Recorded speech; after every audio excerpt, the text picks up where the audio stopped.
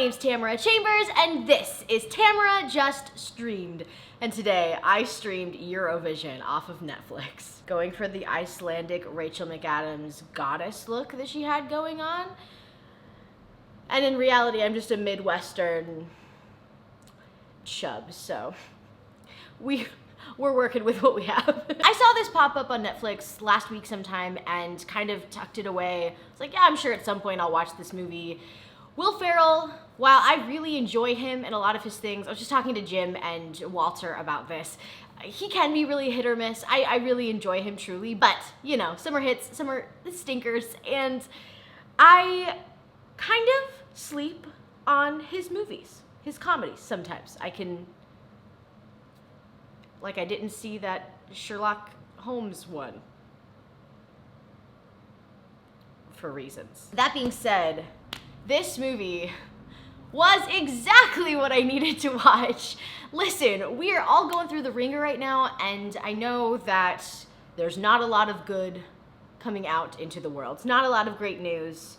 Well, at least personally, I hope there is for you, honestly. That sounded really negative and dark and gloomy and sad, but you know what I mean. There's a lot going on, and this was exactly what I needed to just give me the wholesome, good, fun, cheesy theater kid vibes that I really didn't know I needed, but definitely needed. I think overall the performances were really genuine and honest, and they were so silly. The characters are so silly, but because they played them so genuine and honest, I really truly believe that they were just incredibly relatable, and they really hit home. And even in the points where that's something that no one would actually choose to actually do, it still didn't take away from the heartfelt moments and the heartfelt resolve that we get at the end, because they're really playing these characters super straight, and it's delightful to watch. We do get a little bit of Will Ferrell's classic yelly comedy, but overall, I think he plays this so straight and so serious and good, and so those parts are kind of even welcomed. It's so well done. Rachel McAdams, one, can get it. Two, is so good in this. I think her acting in this is phenomenal. She's so heartfelt, and she's so feeling everything that she feels, and it's really fun to watch. It just made me want to go be in a freaking film. Like, it's just really good acting and really exciting. It's just wholesome. The songs are incredible. They're so good, and they're so over the top, and they're like a theater kid's dream. And there's one scene where they all of the finalists of this Eurovision competition, they are all in a room, and they all start this sing-along, this mashup of different pop songs, and it's all so silly, because obviously their voices are heavily polished and kind of auto-tuned, and just polished is the word, but you don't even care because it's so like cheesy and silly, but it's like what every theater kid thinks that they look like in their group of friends when their group of friends is singing in somebody's like living room at like 8 p.m. on a Saturday night hanging out together. Have you been there? Because I sure have. The costumes. Oh, the costumes are amazing. They're so good. The dancing. Honestly, the performances, the cast is just really talented. I had to look up during the film if Rachel McAdams is actually singing these songs, because her voice is mwah, mwah, mwah, mwah, mwah, amazing. Will Ferrell, it's clear that is his voice, and he's not a bad singer. He's great. He's a very good addition to her voice in this, but hers was unbelievably good. And it turns out, so it is her voice, but they also, in addition to someone else's voice, they found an Icelandic singer who sounds very similar to her, who can just bump it up a bit more, and man, they did a good job with it. It just sounds magical, and she has this final performance, and I literally started crying, you guys.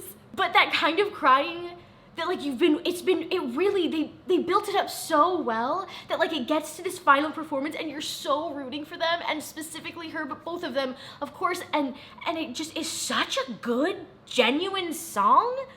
Like, the song is so good. I talked about this in, was it Camp Rock?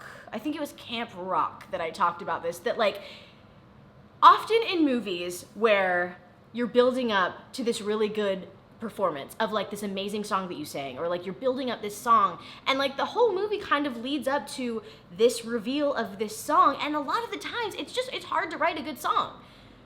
It just is. That's why every song ever made is in a bop. You know what I mean? So like, for it to actually be good, it's like, it just doesn't happen that often in movies, and then it just kind of falls flat because it's like, oh man, that would have been such a good moment if the song was like actually good. And this song was fucking good, you guys. I like started crying when it was playing, and like joyfully like giggling, like giggling out of joy, like, oh my god, I'm just so glad this is like so good. It's so fun, and it's so good, and it's so fun, and it's so good, and it's so fun. I feel like too, I was going into this not expecting to love it, just kind of feeling like, okay, this is gonna be, you know, it'll be a fun, cute comedy. But I loved it. I loved it.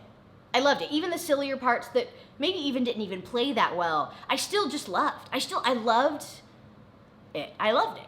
I loved it. I feel like I haven't like happy raged about a movie in so long, and it feels so good to just, I have a ton of notes. I haven't even looked at them, you guys, because I'm just so happy about this movie. Demi Lovato is in it. She comes back twice as an on-fire ghost. She's not a very helpful ghost, but she's a ghost. Pierce Brosnan is in this, and he has a great character arc with his son, Will Ferrell, which is hilarious because while Pierce is, of course, older than Will, Will is up there. Siri, how old is Will Ferrell? Will Ferrell is 52 years old. Oh. Oh, okay. Siri, how old is Pierce Brosnan? Pierce Brosnan is 67 years old. Siri, how much is 67 minus 52? That would be 15. Okay, so he had him when he was 15. That's probably not the ages of the characters, but if we're going really real here. I think the one thing about this movie is it's really hard to watch a beautiful, talented woman throw herself at a kind of a goofily written character who doesn't want anything to do with her. That's kind of hard, and I understand that that's like, it's the growing of the character of it all, and like, you know, you grow with him as he realizes what he's been missing out on and what he's been saying no to, and you know that he has feelings for her throughout the thing, but the whole thing is that she wants to be with him, and everyone's like, why, he's such a goof, and she's like, but I love him and we're partners, and he's like, well, we have to focus on our music. And so that is a little tricky because it's just a little unbelievable that anyone would not want to be with Rachel McAdams. And you can quote me on that, and I will take that.